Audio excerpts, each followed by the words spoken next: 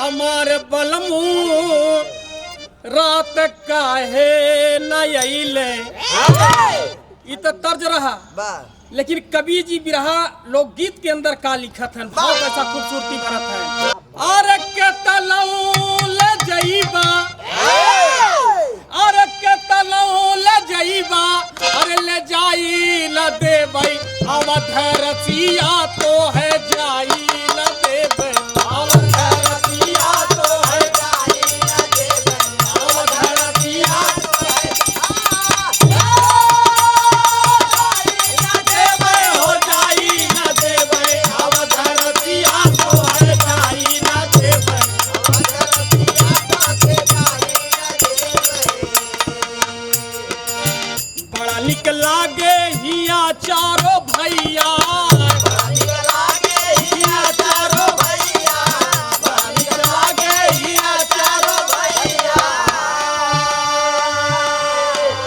छोटे छोटे हथवा में छोटकी धनुहिया, हथवा में छोटकी धनुहिया, हथवा में छोटकी धनुहिया। अरे कोहबर में दुल्हा, अरे कोहबर में दुल्हा कोहाई न देबै अवध रसिया तो है जाई न देबै अवध रसिया तो है जाई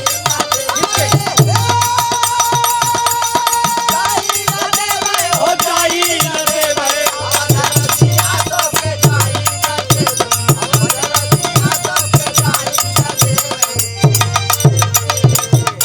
फूलों सी कोमल सिया शिव कुमारी, शिव कुमारी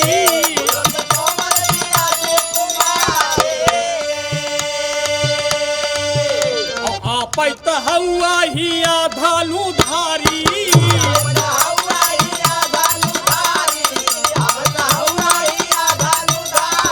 अरे सीता के अपले,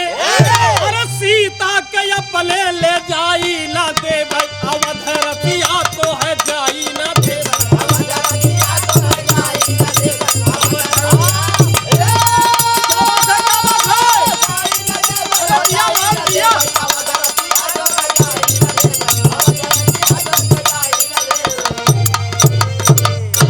कि रउआ के पौआ, आई रउआ के पौआ, कि रउआ के पौआ, अरे धन भइले गौआ, धन भइले गौआ।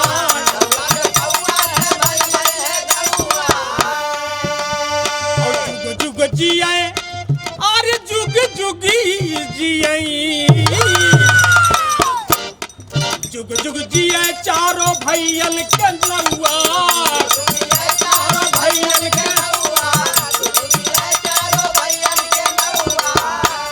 अरे मुहवा के दहिया, अरे मुहवा के दहिया, अरे झुराई न देबै अवध रसिया तो है जाई न देबै अवध रसिया तो है जाई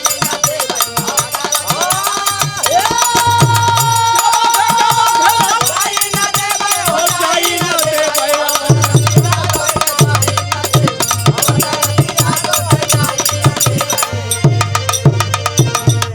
बिहारी गणेश राम लाल पावली,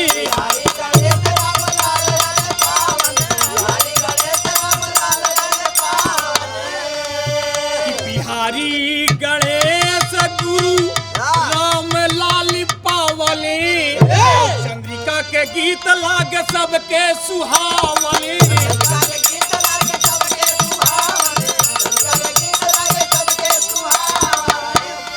अरे नीरज प्यारे लाल के,